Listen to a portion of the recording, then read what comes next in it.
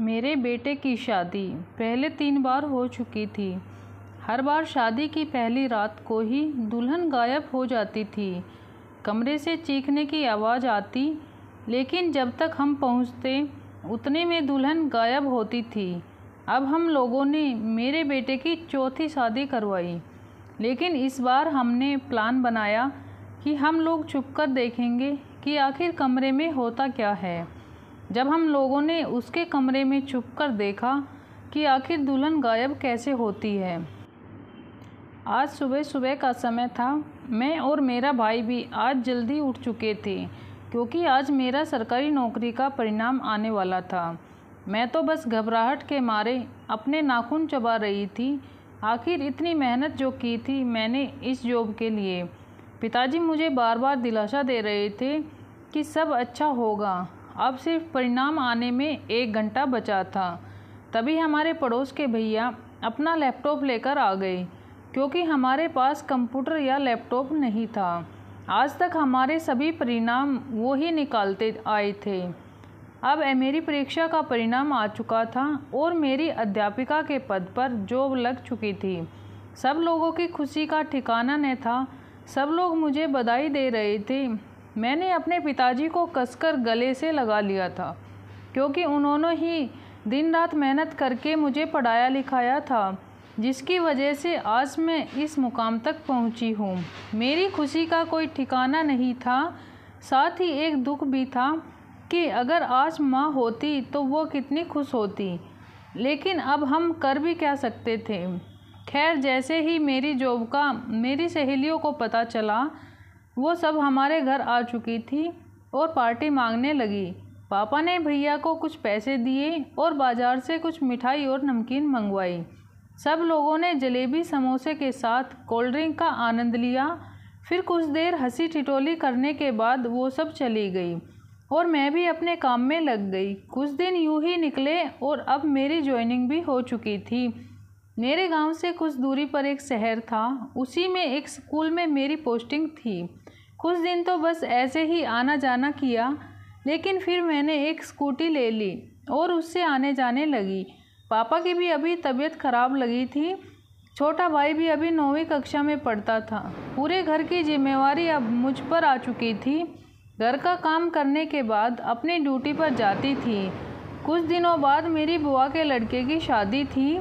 हम लोगों को वहाँ जाना था, इसलिए मैंने कुछ दिन की छुट्टी ले ली और अब हम शादी में चले गए। पापा को भी हम साथ लेकर चले गए, क्योंकि वो अकेले कैसे रह पाते और उनकी तबीयत भी ठीक नहीं थी, तो मैं उन्हें अकेले कैसे छोड़ नहीं जाना चाहती थी। वहाँ जाकर हम लोगों ने शादी को अच्छे से एंजॉय किया और शादी के दूसरे दिन वापस आ गए। घर आकर मैं पूरे घर की सफाई में लग गई, क्योंकि इतने दिनों से घर बंद पड़ा था, जिसकी वजह से पूरे घर में धूल मिट्टी जम गई। कुछ दिन बाद पिताजी की तबीयत अचानक खराब हो गई। उन्हें हॉस्पिटल लेकर गए। वहाँ डॉक्टर ने उन्हें एडमिट कर लिया। कुछ दिन एडमिट रखने पर भी उनकी तबीयत में कोई सुधार नहीं था। अब मैंने उन्हें बड़े शहर में ले जाने की सोची। दूसरे दिन हम पापा को लेकर बड़े हॉस्पिटल में जाने ही वाले थे कि उससे पहले ही वो हम सबको छोड़कर जा चुके थे। मुझसे तो मानो मेरी दुनिया ही छीन गई, लेकिन जैसे तैसे मैंने खुद को और अपने भाई को संभाला और घर आए। पिताजी की 13वीं हो गई। उसके बाद मैंने फिर से अपनी ड्यूटी ज्वाइन की। मैंने अपने छोटे भाई का एक बड़े कॉलेज में दाखिला करवाया और अच्छे से हॉस्टल में छोड़ा। अब मैं कुछ कुछ दिनों से अपने भाई को संभालने जाती और उसे जिस चीज़ की भी ज़रूरत होती वो देकर आती। मैं घर पर अकेले ही रहती थी। माँ पापा की याद मुझे बहुत सताती थी, लेकिन कुछ नहीं कर पाती। कुछ दिन बाद मेरे मामा मामी हमारे घर आए। उन्हें देखकर मुझे बहुत अच्छा लगा। कुछ देर बाद बातें करने के बाद उन्होंने मुझे अपने साथ चलने को कहा, लेकिन मैं कैसे जा सकती थी, क्योंकि जहाँ पर मेरी ड्यूटी थी वो मेरे ननिहाल से बहुत दूर था।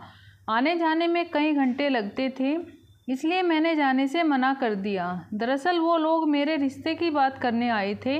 मामा ने कहा कि बेटी, अब तुम्हारी भी शादी की उम्र हो गई है, कब तक यूँ अकेली रहोगी? तुम शादी कर लो ताकि तुम्हारा सहारा तुम्हें मिल जाए और अकेलापन भी दूर हो जाएगा। मुझे शादी में कोई भी इंटरेस्ट नहीं था, लेकिन मामा को कैसे बोल सकती थी। कि मुझे शादी नहीं करनी, क्योंकि वो मुझसे बड़े थे और मेरे माँ पापा जैसे ही थे। उन्हें भी तो मेरी फिक्र थी। खैर मैंने उन्हें हाँ बोल दी। कुछ दिन यूं ही निकले। फिर एक दिन मामा का कॉल आया और वो कह रहे थे कि मुझे लड़के वाले देखने आ रही हैं। दूसरे दिन लड़के वालों के आने से पहले मामा मामी आ गए और सब तैयारियों में हाथ बटाने लगे। कुछ देर बाद लड़के वाले आए और मुझसे कुछ बातें की और कहा कि हमें लड़की पसंद है। इस तरह मेरा रिश्ता पक्का हो गया। मेरे होने वाले पति का नाम गोपाल था और वो भी एक सरकारी नौकरी करते थे, लेकिन अफसोस वो भी मेरी तरह अनाथ थे। घर में सिर्फ गोपाल और उसकी बहन पायल ही रहते थी।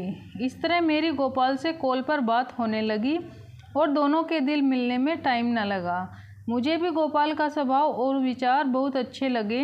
अब मेरे भाई का भी कॉलेज कंप्लीट हो चुका था। भाई घर आया और मुझे खूब बातें करने लगा। अब घर में मेरी शादी की तैयारियां शुरू हो गई। कुछ दिनों बाद मेरी शादी की डेट जो निकल गई थी, मेरी भाई भी हर काम भाग भाग के कर रहा था, जैसे मानो वो मेरी शादी में कोई कमी नहीं रखना चाहता हो। मेरी शादी में कोई कमी नहीं रहने वाली थी, लेकिन कमी सिर्फ एक चीज़ की थी और वो माँ पापा की। उनकी याद मुझे बहुत सता रही थी। खैर मुझे अब एक चिंता सताने लगी कि मेरे बाद मेरे भाई का ख्याल कौन रखेगा। मुझे डर था कि कहीं वो अकेला रह रहकर बिगड़ ना जाए। मैंने इस बारे में मामा से बात की तो उन्होंने मेरे भाई को अपने पास रखने का बोला। मामा ने कहा कि इसकी देखरेख हम करेंगे और कभी भी कोई कमी महसूस नहीं होने देंगे। खैर कुछ दिन बाद मेरी शादी बड़ी ही धूमधाम से गोपाल से हो गई और खुशियों के साथ मैं अपने ससुराल चली गई। वहाँ गोपाल के रिश्तेदारों ने मेरा धूमधाम से स्वागत किया और सारी रस्में पूरी की। फिर मैंने और गोपाल ने अपने नए जीवन की शुरुआत की। कुछ दिन ऐसे ही निकलते गए। मेरी नंद जो गोपाल की छोटी बहन थी, वो भी बहुत अच्छी थी। पढ़ाई में ग्रेजुएशन कर रही थी और काफ़ी होशियार भी थी। अब मेरा भाई भी बड़ा हो चुका था और पढ़ाई करके अच्छी जॉब भी करने लगा था। खैर अब पायल की भी पढ़ाई पूरी होने को चली थी और हमारे आसपास के रिश्तेदारों से उसके लिए रिश्ते भी आने लगे थे। गोपाल ने भी अब पायल की शादी की सोच बना ली थी। कुछ दिन बाद पायल का रिश्ता एक बड़े खानदान में हो गया। एक दिन हम तीनों खाना खा रहे थे, तभी गोपाल ने कहा कि पायल के ससुर का फ़ोन आया था। उन्होंने शादी की तारीख पक्की कर दी है और 1 महीने बाद का मुहूर्त निकला है। हम लोग तैयारियों में लग गए, क्योंकि एक लड़की की शादी करते समय बहुत कुछ करना पड़ता है। किसी चीज़ में कोई कमी ना रह जाए, इस बात का खास ख्याल रखा जाता है। शॉपिंग और घर की लिपाई पुताई में पता ही नहीं चला कि कब 1 महीने का समय निकल गया। शादी में अब सिर्फ 2 दिन ही बचे थे। तैयारियां पूरे जोरों शोरों से चल रही थी।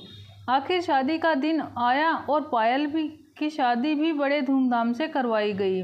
अब विदाई के बाद सभी रिश्तेदार चले गए और मैं भी सामान समेटने लगी। सब काम निपटने के बाद कुछ देर आराम करने लगी। ऐसे ही काफ़ी दिन निकलते गए। अब एक समस्या आ गई। मेरे और गोपाल की लाख कोशिश के बाद भी मैं माँ नहीं बन पा रही थी। डॉक्टर के चक्कर लगाकर हम लोग थक चुके थे। ऐसे ही एक दिन हमारे पड़ोस में कुछ नए पड़ोसी आए। एक औरत अपने बेटे के साथ रहने आई थी। कुछ दिनों में ही वो हमारी काफ़ी अच्छी दोस्त बन चुकी थी। कभी कभार उनके घर में कुछ सामान की कमी पड़ जाती तो अक्सर हमारे घर से ही लेकर जाती थी। एक दिन हम लोग बैठे थे, तभी वो हमारे घर आई और कहने लगी कि मेरा भतीजा है। भाई भाभी उसके बचपन में ही इस दुनिया को छोड़कर चले गए थे, तभी से वो अकेला ही रहता है। मैंने उसकी पढ़ाई लिखाई करवाई और एक अच्छी जॉब दिलवा दी। अब वह बड़ा हो गया है, इसलिए अकेला रहता है। क्यों ना आप लोग उसे गोद ले लो। हालांकि उम्र में बड़ा है पर अच्छे संस्कारों में पला है। मुझे कुछ समझ नहीं आ रहा था, इसलिए मैंने शाम को गोपाल के आने के बाद ये बात उन्हें बताई। गोपाल ने मेरा हाथ थामकर कहा कि देखो आरती, हम लोगों का इस पर कोई जोर नहीं है। अगर भगवान यही चाहते हैं कि हमारी कोई संतान ना हो तो हमें यही मंजूर करना होगा, और आज नहीं तो कल हमें एक बच्चा अडॉप्ट करना ही था। क्यों ना हम पड़ोसन दीदी के भतीजे को ही ले लें। अब दीदी इतनी अच्छी है और उन्होंने ही उसका पालन पोषण किया है तो अच्छा ही होगा ना, और उस बेचारे को भी माँ बाप का प्यार मिल जाएगा। फिर हम लोगों ने उस लड़के को गोद लेने का विचार बना लिया। आज हमारी शादी की 10वीं सालगिरह थी। आज ही के दिन हम लोगों ने उस लड़के को गोद ले लिया। उसका नाम आलोक था। आलोक और हम लोगों को शुरू में तो एक दूसरे को समझने में काफ़ी दिक्कत हुई, लेकिन फिर कुछ दिन बाद वो बिल्कुल हम लोगों में घुल मिल गया और हम भी उससे बिल्कुल अपना ही बेटा मान चुके थे। ऐसे ही 1 साल निकला। उसके बाद हमने आलोक की शादी करने की सोची। आलोक के लिए लड़की देखनी शुरू कर दी। कुछ जगह रिश्ते देखने के बाद आलोक के लिए एक अच्छा रिश्ता मिल गया। लड़की का नाम काव्या था। हम लोगों ने आलोक की शादी काव्या से धूमधाम से करवा दी। शादी के बाद की सभी रस्मों को पूरा किया और काव्या को आलोक के कमरे में छोड़ आए। कुछ देर बाद मैं और गोपाल भी अपने कमरे में आकर सो गए। तभी कुछ देर बाद आलोक के कमरे से चिल्लाने की आवाज़ आई। हम लोग घबरा गए और दौड़कर आलोक के कमरे में गए। वहां जाकर देखा तो आलोक बेहोश पड़ा था और काव्या कमरे से गायब थी। हम लोगों ने आलोक को जैसे तैसे होश में लाया और काव्या के बारे में पूछा। आलोक ने अपना सिर पकड़कर कहा कि उसे कुछ भी नहीं पता। वो तो जैसे ही कमरे में आया तो अचानक से बेहोश हो गया और फिर उसके बाद क्या हुआ उसका उसे कुछ पता नहीं। हम लोग बहुत घबरा गए कि आखिर काव्या कहाँ गई। सब जगह तलाश की, लेकिन काव्या का कोई पता नहीं चला। आखिर हम लोगों ने यह स्वीकार कर लिया कि शायद काव्या इस शादी से खुश नहीं थी, इसलिए अपने पसंद के लड़के के साथ भाग गई। अब ऐसे ही कुछ दिन निकले और हम लोगों ने आलोक की दूसरी शादी करवाने की सोची। काफ़ी मेहनत के बाद एक अच्छे परिवार का रिश्ता मिल गया और आलोक की शादी हो गई। अब जैसे ही रात हुई, आलोक के कमरे से फिर वही ज़ोर से चिल्लाने की आवाज़ आई और हम लोग वहां पहुंचे तो देखा कि आलोक बेहोश पड़ा है और उसकी बीवी कमरे में नहीं है। हम लोगों की तो हालत ख़राब हो गई थी। घबराहट के मारे हमारी जान निकले जा रही थी। इस तरह आलोक की 3 शादियां करवा दी गई, लेकिन शादी की दूसरी रात दुल्हन गायब हो जाती थी और आलोक अपने कमरे में बेहोश मिलता था।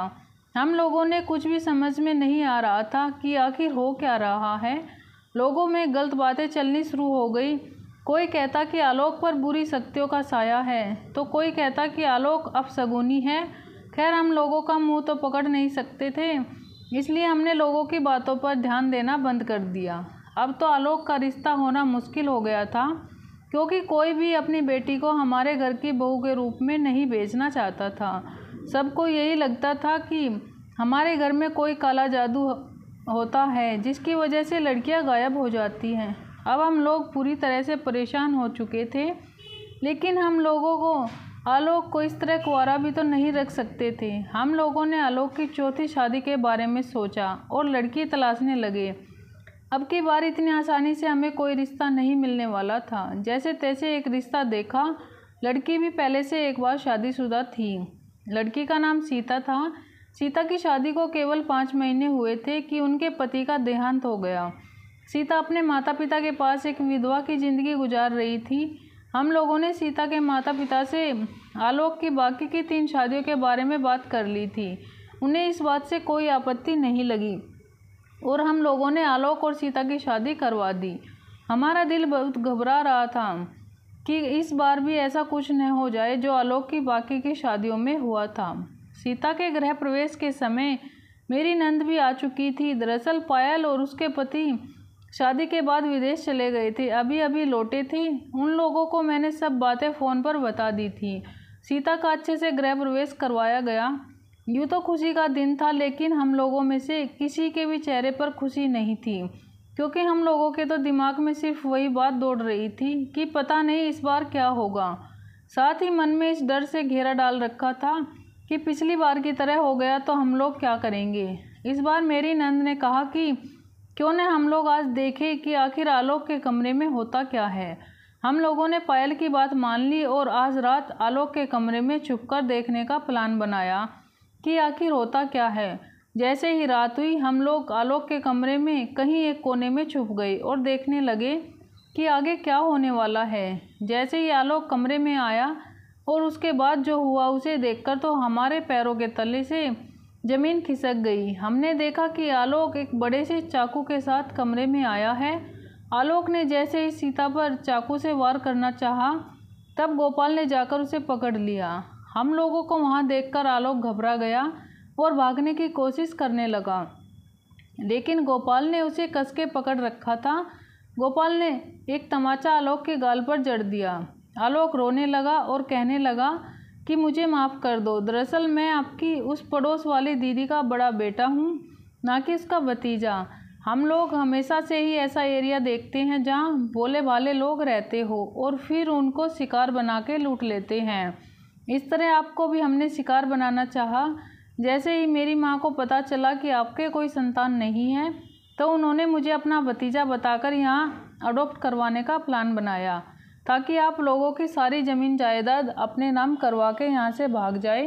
इसलिए मैंने शादी के बाद सभी लड़कियों को जिनसे मेरी शादी हुई थी मार दिया, क्योंकि अगर शादी के बाद मैं उन्हें पत्नी बना लेता तो हमारा लूट का प्लान बिगड़ जाता और शादी से मना भी नहीं कर सकता था, क्योंकि आप लोगों को शक हो जाता। इसलिए मैं अपनी पत्नियों को मारकर पीछे के दरवाजे से बाहर ले जाता और खेतों में मिट्टी में दफना देता और वापस आके बेहोशी की दवा सूंघ लेता और बेहोश हो जाता, ताकि आप लोगों को कोई शक ना हो और सबको लगे कि दुल्हन घर से भाग गई है। आलोक की ये बातें सुनकर हम लोगों ने अपना सर पकड़ लिया। गोपाल ने पुलिस को बुलाया और आलोक को और उसकी माँ को गिरफ्तार करवा दिया। मैं तो बस यही बात सोच सोच कर मरे जा रही थी कि कोई पैसों के लिए इतना कैसे गिर सकता है, और उन लड़कियों का क्या कसूर था जो बिना किसी गुनाह के आलोक का शिकार हो गई और इस दुनिया से चली गई। मुझ में अब इतनी हिम्मत नहीं थी कि मैं कुछ और कहूँ। बस इतना ही सोच पा रही थी कि पता नहीं कब लोग पैसों के लालच में आना बंद करेंगे। तो दोस्तों, आज की कहानी आपको कैसी लगी कमेंट करके ज़रूर बताना। वीडियो अच्छी लगी तो लाइक और शेयर करें। चैनल पर पहली बार आए हैं तो चैनल को सब्सक्राइब ज़रूर करें।